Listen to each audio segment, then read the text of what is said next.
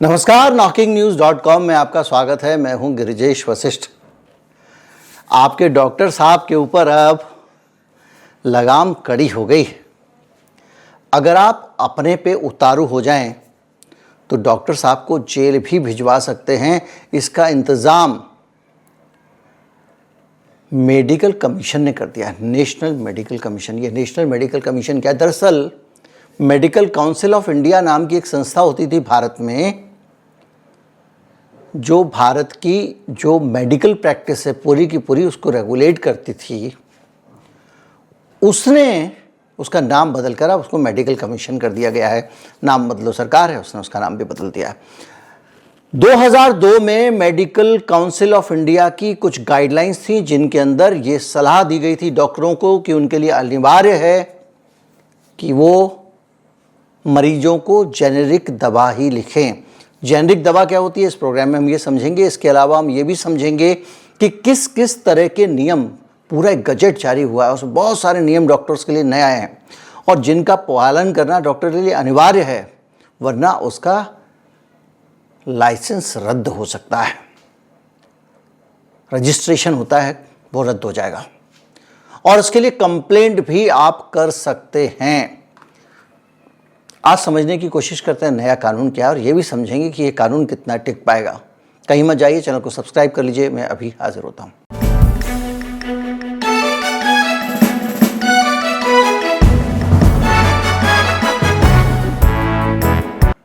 आप जब डॉक्टर के पास जाते हैं वो आपको एक नुस्खा लिख कर देता है।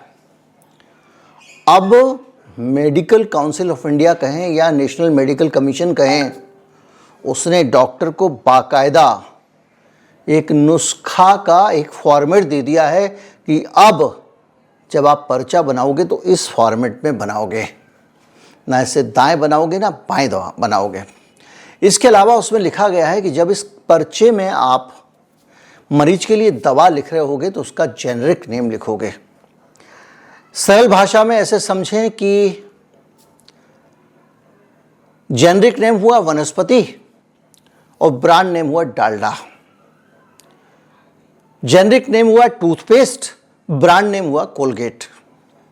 इसी तरह से दवा के मामले में भी डॉक्टर अगर आपको पैरासीटामोल देगा तो उसको कैल्पोल या क्रोसिन या कोई और ब्रांड नेम लिखने की इजाज़त नहीं होगी। डॉक्टर को अब पैरासीटामोल लिखना पड़ेगा जो कि उसका सॉल्ट नेम है और जो जेनेरिक नेम है।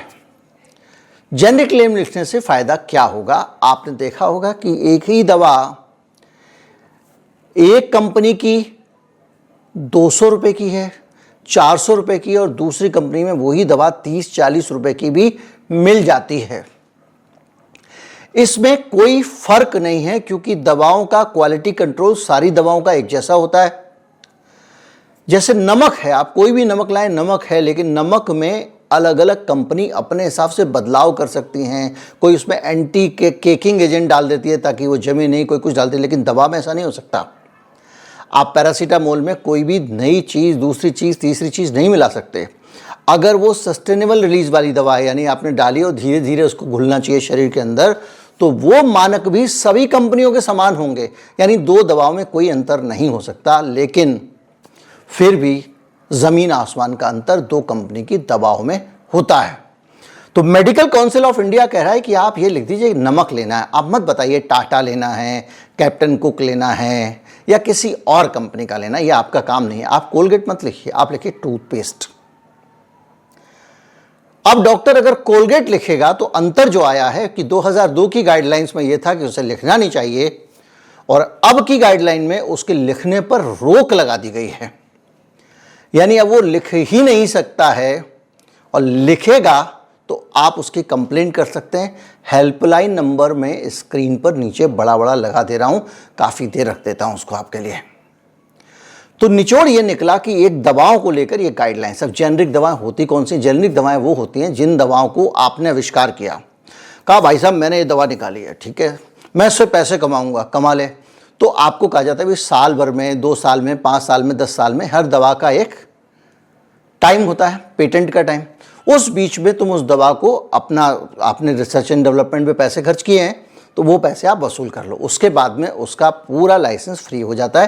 कोई भी कंपनी उस दवा को बना सकती है। उससे पहले अगर बनाएगी तो उसको मोटा पैसा देकर उस दवा को बनाने का लाइसेंस खरीदना पड़ेगा। तो अगर आपकी पेटेंट की मियाद खत्म हो गई है तो दवा जेनरिक हो जाती है। तो हम ज़्यादातर दवाएं जो खाते हैं वो जेनरिक ही हैं। अब तो भारत में तरह तरह के जेनरिक मेडिकल स्टोर भी खुल गए हैं। रामविलास पासवान जो है वो जन औषधि केंद्र खोल के चले गए थे अटल जी के टाइम में, जो अब काफ़ी ज़्यादा हो गए हैं धीरे धीरे करके। और बहुत प्राइवेट कंपनियां भी आ गई हैं। टाटा की है, एक जी-मैड करके है, इसके अलावा दवा इंडिया है। बहुत सारी कंपनियां हैं जो जेनरिक दवाएं बनाती हैं। इसके अलावा दवा की दुकान पे भी आप जाएंगे तो ब्रांडेड जेनरिक दवा भी मिलती हैं। यानी कंपनियां अपना ठप्पा लगा के सॉल्ट नेम के बगैर उस दवा को, जैसे सिप्ला की है कैल्शियम की दवा, वो कैल्शिप या सिपकेल कुछ करके बेचते हैं उसको।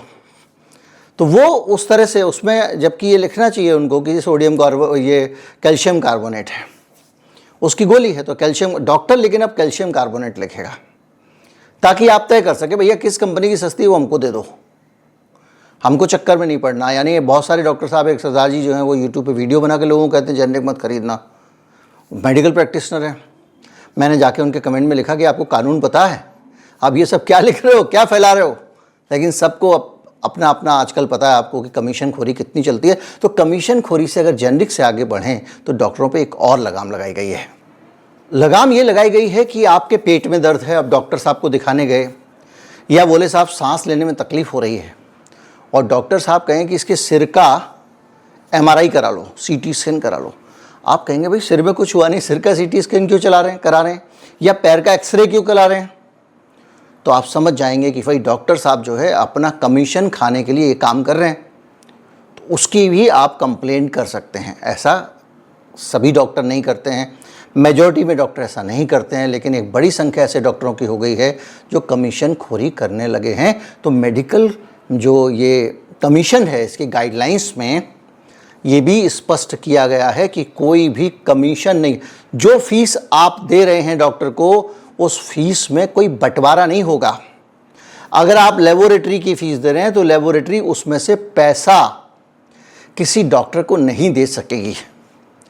अब लेबोरेटरी आपको रसीद देती है और GST वाली रसीद देती है, तो अब लैब के रिकॉर्ड में, उनके अकाउंट में हर भुगतान का जिक्र होगा।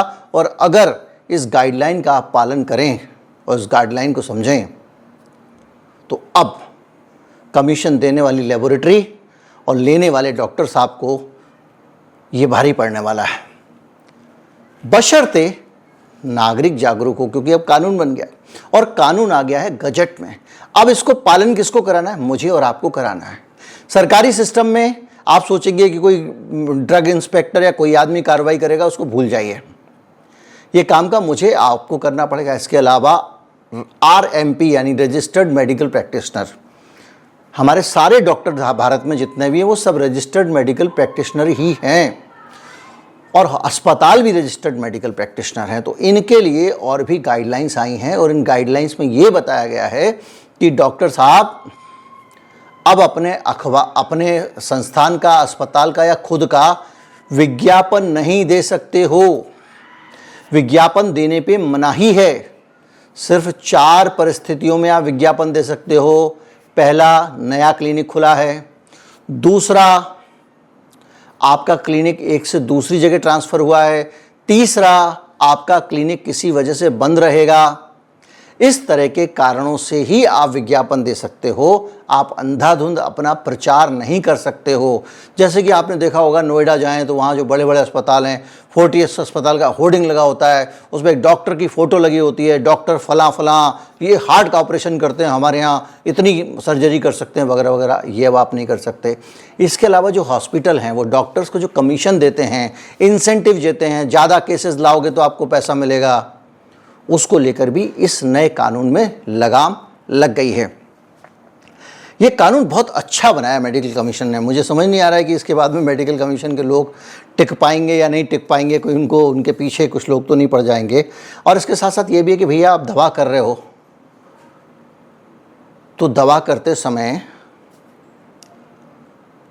आप जो है वो मरीज़ को पूरी बात बताओगे और मरीज की पूरी बात सुनोगे।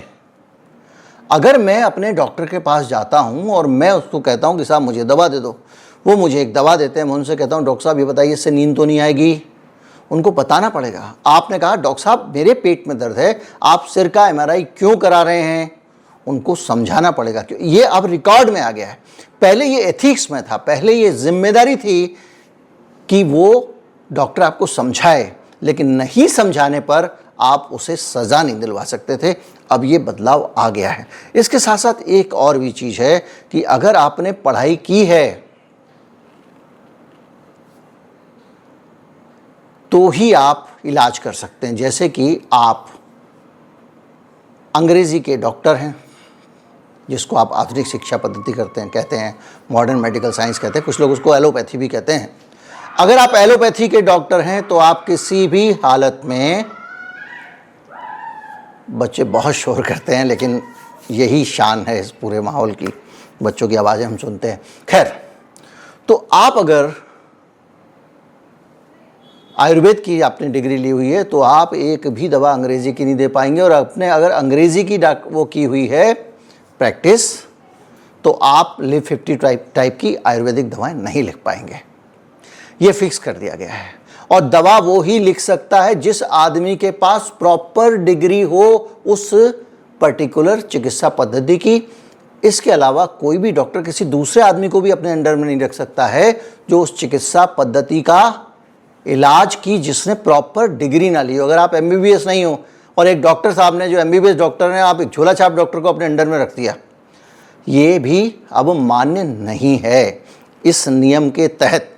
इस नियम में और भी बहुत, देखिए सारी बातें जानते तो हैं आप कि गलत हैं, लेकिन फिर भी जैसे कमीशन के बारे में, आरएमपी निदान, स्कैनिंग, मतलब आपने किसी डॉक्टर के पास किसी को डायग्नोसिस के लिए भेजा, कमीशन नहीं ले सकते। स्कैनिंग, इलाज, सर्जरी, किसी भी तरह के सुशुल्क विभाजन, अंतरण, आवंटन और अधीनीकरण को या पैसे वापस करने को इसमें इजाज़त नहीं दी गई है। इसके साथ साथ कहा गया है किसी भी प्रकार के उत्पाद का आप समर्थन नहीं करोगे। मसलन आप हैं डॉक्टर, खर्राटे की बीमारी है आपको, अब पता चला कि रात को आपको स्लीप एप्निया के लिए एक मशीन लगानी पड़ती है। अब वो मशीन बाईपेप सीपेप दो तरह की आती हैं, वो अलग, तो वो मशीन उसने लिया और आपके यहाँ पे नाक में लगा दी। अब आप जो है वो रात को मशीन लगा के सो रहे हैं, तो डॉक्टर आपको ये सलाह नहीं दे सकता कि आप किस कंपनी की लेंगे, या ये वाली अच्छी है वो वाली अच्छी है। वो ये एडवाइस कर सकता है कि आप सीपेप मशीन लगा लें या बाईपेप मशीन लगा लें। एक मशीन होती है जो सिर्फ सांस को अंदर धकेलने में मदद करती है, एक होती है जो खींचने धकेलने दोनों में मदद करती है। तो वो भी डॉक्टर आपको आपकी ज़रूरत के हिसाब से बता सकता है, ये नहीं कह सकता कि कौन सी कंपनी की लगाएं।